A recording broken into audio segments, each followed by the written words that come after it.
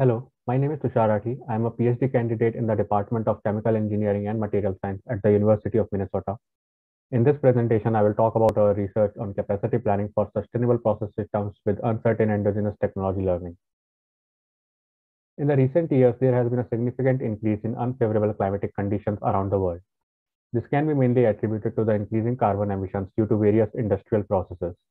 Moreover, with increasing population, the energy demand is certainly going to increase as well. So to tackle these challenges, we need to develop and deploy new renewable technologies. However, at present, the renewable technologies are much more expensive than their non-renewable counterparts. So if our goal is that the majority of the energy demand is fulfilled from sustainable sources in say like 10 to 15 years from now, then that would require us to take two crucial steps. The first would be to scale up the renewable technologies in an optimal way. However, to achieve optimal expansions, we need to carefully consider their future cost estimation as well as the energy demand. The second step would be to figure out the optimal production and distribution of energy from these sources. These decisions represent the operational aspect of the problem. An example would be non-steady operations due to variable weather conditions, especially in the case of renewables like solar and wind power. So our aim is to come up with a mathematical model that can give optimal capacity expansion and operational decisions by considering all synergies in the network, the trade-offs involved, as well as uncertainties in parameters such as the expansion cost. Now, each technology has a different capacity expansion cost, which is generally governed by the phenomena of technology learning. Technology learning represents reduction in the cost of a technology due to a variety of factors, such as scale up of production, which is equivalent to increasing the production capacity, upgrading the technology through investment in R&D. Then we can have spillover benefits from other sectors. An example of this would be reduction in price of electric vehicles due to advancement in lithium-ion batteries. And then we can have various government policies that can directly or indirectly affect the price of a technology. Now, one common way of representing technology learning is through these kind of learning curves. This is a learning curve for PV modules indicating reduction in its price over the last 4 decades. This factor of 23% here means that for each cumulative doubling of the product sale or installation, the price fell by about 23%. We see similar learning curves for other technologies like offshore and onshore wind, as well as various storage technologies. Now, learning curves have been used in literature for technology cost estimation through extrapolation, but they have been very rarely used for making optimal capacity expansion decisions. On top of that, few papers that consider technology learning do so it in the deterministic sense, which means that they assume that the learning curve is known precisely. This brings me to the slide on why uncertainty in learning curves is important. In general, it can be difficult to estimate the learning curve, especially if the technology is new, and consequently, there can be significant uncertainty in how the actual curve may look like. Therefore, if we make capacity expansion decisions based on a fixed learning curve, we are very likely to end up with suboptimal or even infeasible decisions. For example, if we make capacity expansion decisions expecting that the cost would follow this predicted path, but in actual the cost remained on a higher side, then that will lead to severely suboptimal decisions. To overcome this, we model uncertain learning curves, which allow us to accommodate for multiple possibilities on how the learning curve may unfold in the future. For example, this is a representation of a technology with multiple possible learning curves. In this case, at each possible expansion point, we have multiple expansion costs involved. For example, the first point we have at the first point we have two possible expansion costs. At this point, we have four possible expansion costs, and at this point, we have eight possible expansion costs, eventually leading to eight possible learning curves. Now, uncertainty is broadly classified as exogenous, which is a time-dependent uncertainty, and endogenous, which is a decision-dependent uncertainty. In this case, because the uncertainty in cost revealed only when the capacity is actually increased to these points, to these expansion points, therefore it falls under the category of endogenous uncertainty. Now, conceptually, we can model the renewable technology network as a general process network. Here, the rectangular nodes represent processes or technologies. For example, this can be a solar farm, a wind farm, or an ammonia production facility. The circular nodes here represent resources which are either consumed or produced by these processes. They can also be imported from outside the network if required, as is shown by these blue arrows. Now, each process can have its own learning curve, with some learning rate depending on the maturity level of the technology under consideration. Next, we discretize the planning horizon as is shown here. The investment or the capacity expansion decisions are made at the beginning of each of these time periods. Further, each time period has a representative day which serves as the scheduling horizon, allowing us to make several operational decisions. Now, here we show a general capacity planning formulation that minimizes the net capital and operational expenditure subject to constraints on capacity balance, budget, sequencing, and operations. The cost variation due to technology learning is captured in the capital expenditure part. The budget limits unrealistic amount of expansion in a single time period, whereas the sequencing constraints ensures that the capacity can only increase. In operational constraints, we have the inventory balance, and this constraint captures the non-steady operations of renewable technologies. The inequality here represents rest of the operational constraints that can include limiting storage, enforcing cyclic scheduling, limiting emissions, as well as the startup and shutdown of units. The investment or the capacity expansion decisions for each technology are represented using binary variable sets. Further, we discretize the learning curve to allow only for a finite number of expansion points so as to keep our model size finite. Next, to account for uncertainty in the learning curve, we formulate a model based on stochastic programming. Here we minimize the expected net expenditure and our constraints now must hold for all the scenarios. Further, the scenarios are linked by the non-anticipativity constraints, which ensure that at any point in the planning horizon, all decisions made for two indistinguishable scenarios must be identical. Now, naively including the non-anticipativity constraints for all possible scenario pairs can quickly blow up the model size. For this reason, we account only for the minimum number of non-anticipativity constraints by removing all the redundant ones using an exact algorithm from the paper that is referenced below. However, in multi-stage stochastic programming models, even after removal of the redundant non-anticipativity constraints, in general, they still form a significant proportion of the total constraints, usually leading to large-sized stochastic programming problems. For this reason, we develop a decomposition scheme about which I will talk in a few slides. Before that, I will briefly touch upon another aspect of endogenous uncertainty that makes it difficult to model. It is called conditional scenario trees. Let me quickly demonstrate this concept of conditional scenario trees through a simple example. Let's assume we have an uncertain technology with two possible expansion points, C1 and C2. The first expansion point, C1, has two possible expansion costs associated with it, whereas the second expansion point, C2, has four possible expansion costs associated with it. So overall, we get four possible learning curves for this technology. Now, suppose we are solving a three-stage problem. Then in the first case, we decide to increase the capacity of this technology from C0 to C1. And as soon as we increase the capacity to C1, we immediately get two different scenarios, one corresponding to the high cost, one corresponding to the low cost. And for the rest of the planning horizon, we decide not to increase the capacity further. So in the end, we get two different scenarios. This can also be seen in this alternative form of representing a scenario tree. So this was the first case.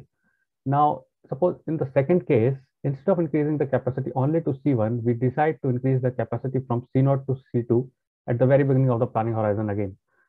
So in this case, what happens is that all the four costs here realize, and we immediately get four different scenarios. So depending on the decisions that we are making for the same problem, we are getting an entirely different scenario tree. Therefore, we can say that in case of endogenous uncertainty, scenario trees are conditional on the decisions made and thus cannot be predetermined. Also, unlike exogenous uncertainty, where we have simple equality constraints expressing non-anticipativity, for endogenous uncertainty, we express them using disjunctions and logic constraints.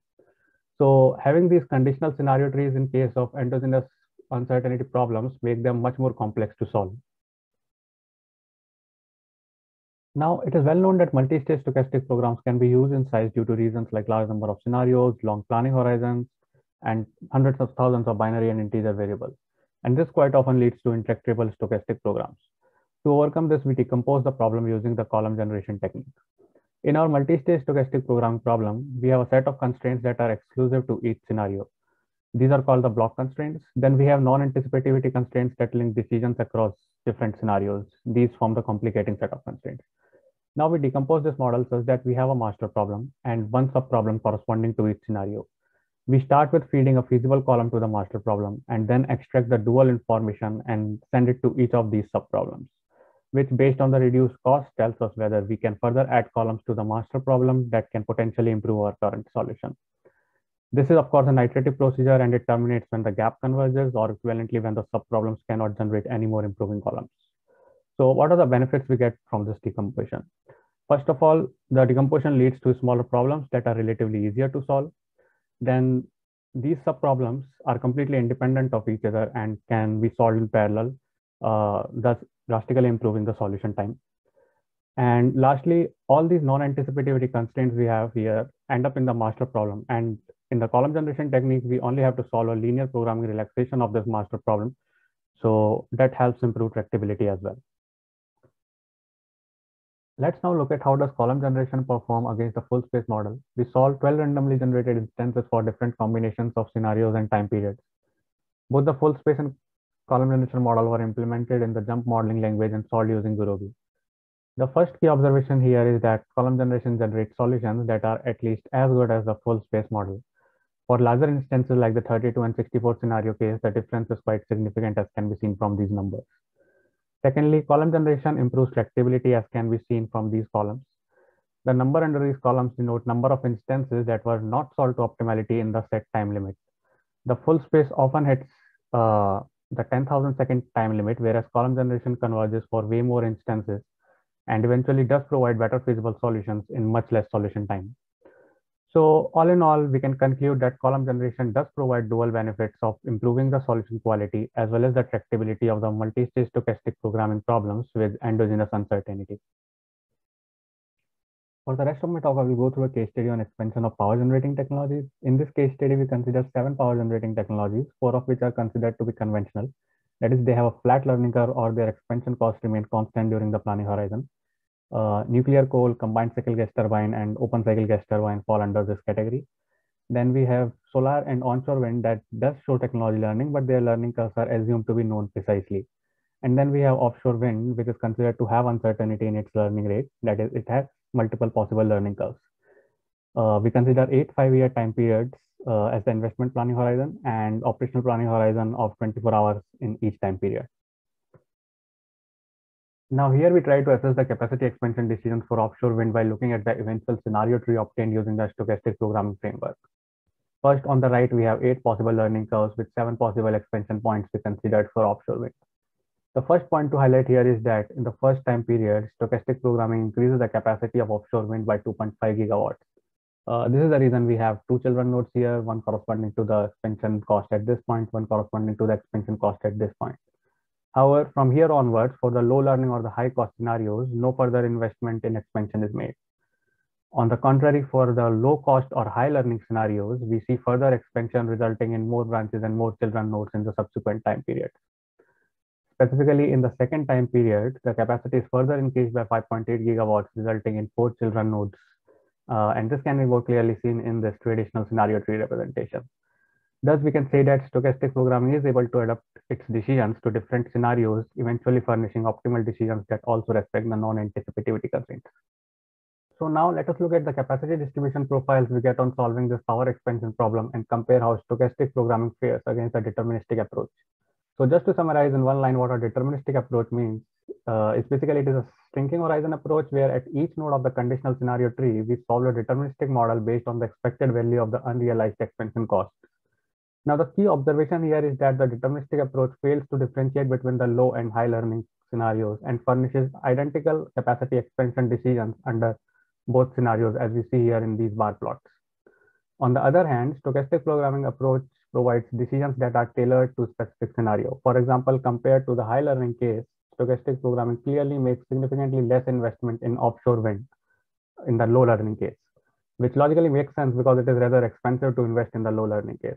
However, since we still have to meet the demand in each time period, low investment in offshore wind is compensated by investment in other technologies such as nuclear and OCTT. So all in all, the deterministic approach finds it difficult to differentiate the low learning scenarios from the high learning scenarios, whereas stochastic programming overcomes this exact limitation and provides better feasible solutions. Now that we have established that stochastic programming is indeed a better approach in solving a deterministic model, let us have a brief look at the energy production profile of offshore wind under the low learning and high learning scenario during a representative day in 2 distant time periods. More specifically, the black lines here represent energy production under low learning scenario and the red line under the high learning scenario. The dashed lines, on the other hand, are for 2040, whereas the regular lines are for 2020. Now, firstly, we observed that the energy production through offshore wind under the low learning case is less compared to the high learning case. And this makes sense because the installed capacity of offshore wind under the low learning case is significantly less than under the high learning case. Secondly, we see that within the low learning case, the energy production in 2040 is lower than in 2020. The reason again being less investment in offshore wind and retiring of the initially installed offshore wind capacity. On the contrary, for the high learning case, the energy production in 2040 is much higher compared to that in 2020. The reason being significantly more expansion of offshore wind capacity under high learning case. Thus, in general, application of the stochastic programming framework to renewable energy networks can successfully provide decisions both on the capacity expansion as well as the operational level. Here I summarize the key points of the talk. Firstly, we developed a multi-stage stochastic programming formulation to account for uncertainty in the technology learning curves. Next, to improve tractability and generate better feasible solutions, we developed a column generation-based decomposition scheme that clearly outperformed the full space model. Lastly, the adaptability and the effectiveness of stochastic programming decisions to differentiate scenarios is demonstrated through a power capacity expansion case study. With that, I would like to thank you for listening. I will be happy to take any questions during the live session or via email. Thank you.